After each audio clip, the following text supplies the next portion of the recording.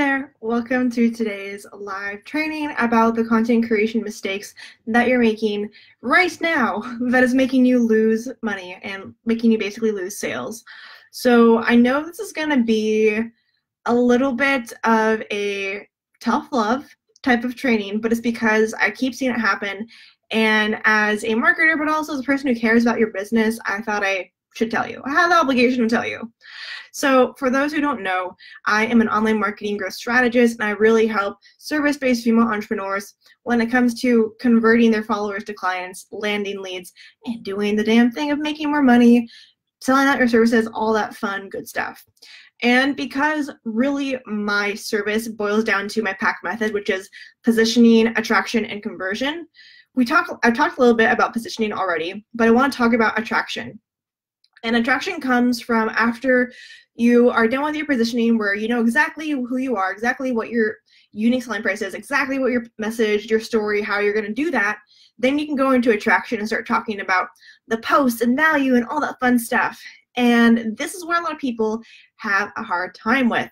So when it comes to content creation, there's 3 types of posts that you should be doing on your online space at all times. This can depend sometimes on different platforms, but they are pretty much just these 3 things, which is value, story, and engagement. So with these 3 areas, they are the lifeblood of what you do. Like whether it's on a live, whether it's on a post, whether it's on a podcast, you name it, you're in these 3 categories. So what happens is, at least from what I've noticed, is you're missing out one, if not more, of these 3 types of posts. So value, as you can already know, is probably going to be about teaching your audience something, teaching them about the mistakes that they're making or that they've made, tips on what to get better at, like anything where you're teaching them something, you're educating them on something. That's pretty much value.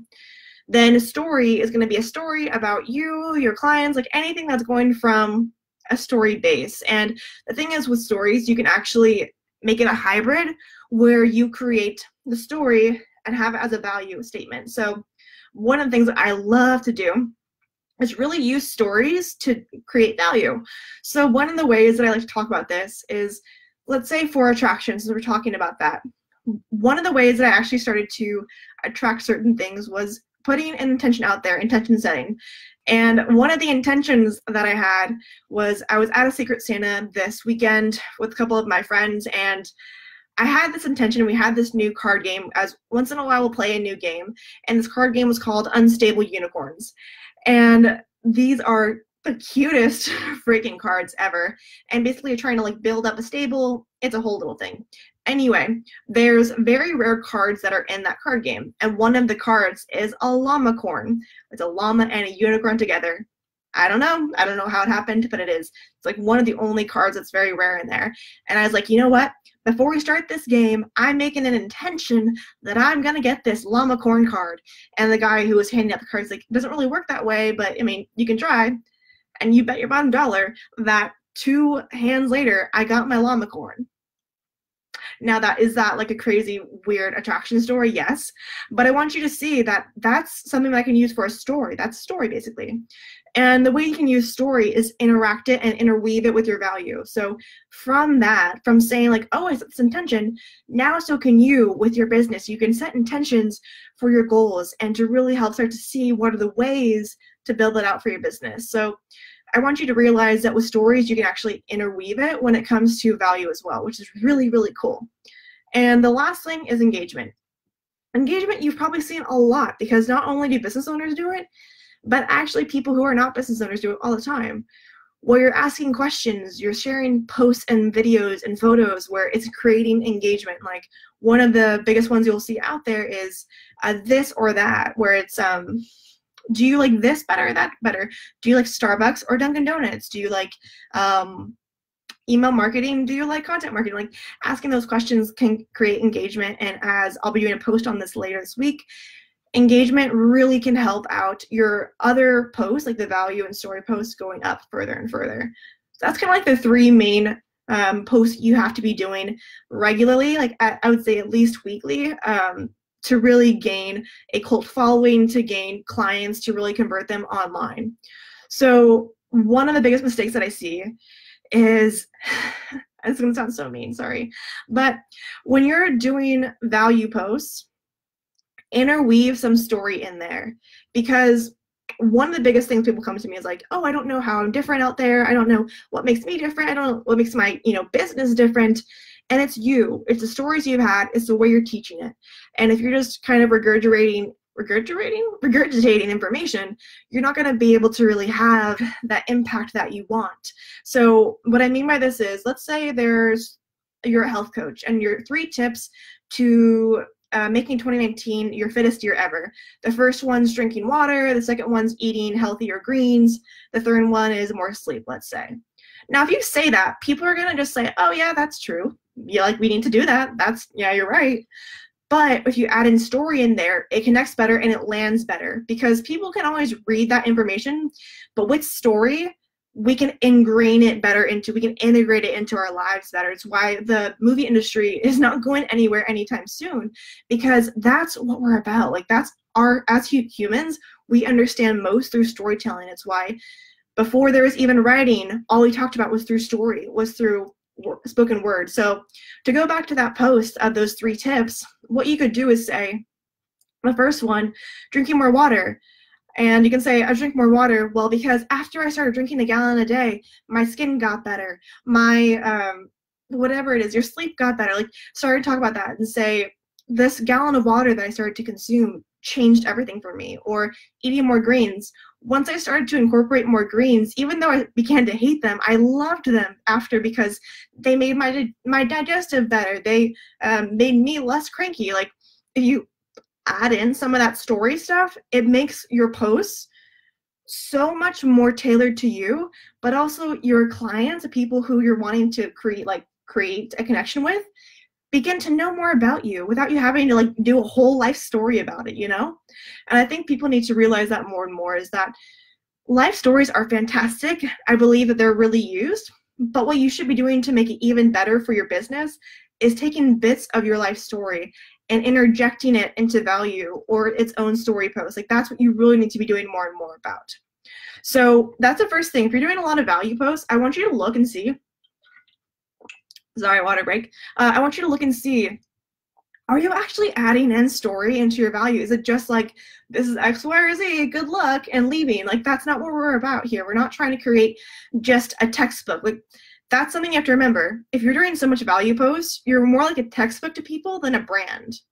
And we don't need more textbooks out there. We need more brands. We need more people who are actual personal brands who are creating their business to sell things, to help people with their problems. So first thing, let's look at that. Second thing is with stories. There's so much I can say. I did an hour training of this in someone else's group a while ago, and I might try and talk more and more about it because I think it's so important. But stories, if you're not doing a lot of them, you can easily see if you're not doing stories, because if you look down your feed or have someone else look down that who doesn't know you, ask them, do they know any more about you than when they did 5 minutes ago, outside of how you look, outside of the small things, like the appearance things. If they say no, you need to add in more stories, because people connect.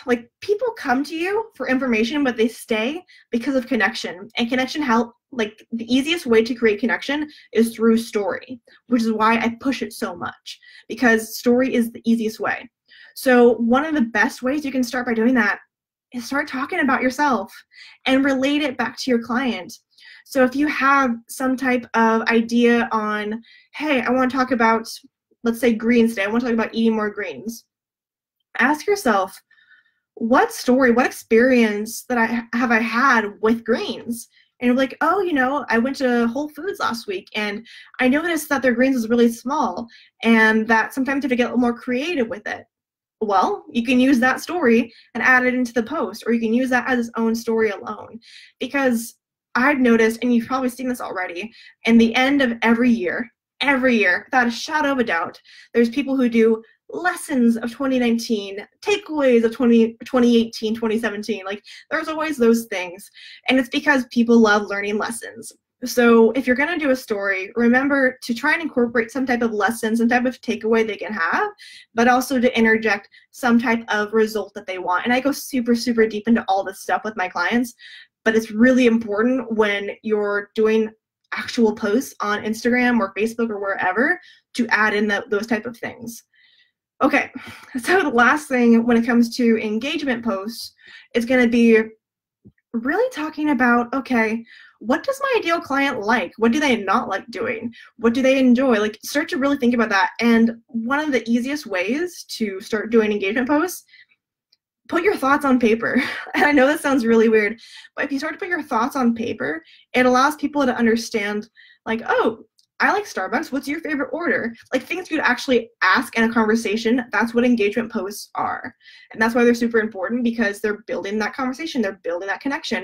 And then Facebook sees that, hey, I'm actually creating a connection with this person. Maybe I should see more of their stuff. Facebook will let you see it. They'll have them see more of your stuff. Again, this is all about just that cycle, that continuous cycle. So if you're creating a business online in 2019 or whatever year you're in at this point, and really trying to figure out, hey, what do I do to up-level my business? First, hire help. But second, really see, is your content helping connect people with you? Is your content selling to them? Are you actually making offers? Are you pitching to them? If you're not, that's something you need to work on as well. But that's more of the conversion piece that we'll talk about later on. This is more about attraction. And the main way you can attract, outside of getting on podcasts and doing more videos, is through posts. And this is like the amazing things you can do with it, is value, story, and engagement. And if you stay in that space, it's really hard not to be successful. If you're not selling, then that's a whole nother issue. But those are the 3 things you need to know when it comes to creating an online space for yourself and your business in 2019. And honestly, if you know it's time to up-level your marketing, if you know it's time to start to use the PAC method, the positioning, attraction, and conversion, and not sure how to, that's where I come in. Like, what I want you to know about 2019 is it can be your year, but you need to have the right strategy for that. You need to have the right space, the mindset, everything in order to be able to really start to see momentum. Because if you're stuck doing the same thing and all that's changing in 2019 is your pair of pants, then that's a problem and we need to talk. So if you know it's time to get some more qualified leads to like double your income, then what I want you to do is actually click the link in this little guy and what'll be in the comments section below to schedule a call with me so we can talk more about how we can create that for you. So if you have any questions, let me know in the comments below, because I want to help you guys succeed in your 2019 year. And honestly, whatever year it is, because I believe that replays live on forever. So if this is 2020, awesome, hello. But honestly, if you have any questions about attraction at all, let me know, because I want to help you guys just skyrocket your stuff. And also, have a happy New Year's. It's New Year's Eve. And let me know, what are you guys doing for New Year's Eve? Are you actually going out? Are you not? Let me know. I want to hear from you guys. All right, I will talk to you guys all later, and have a great rest of your day.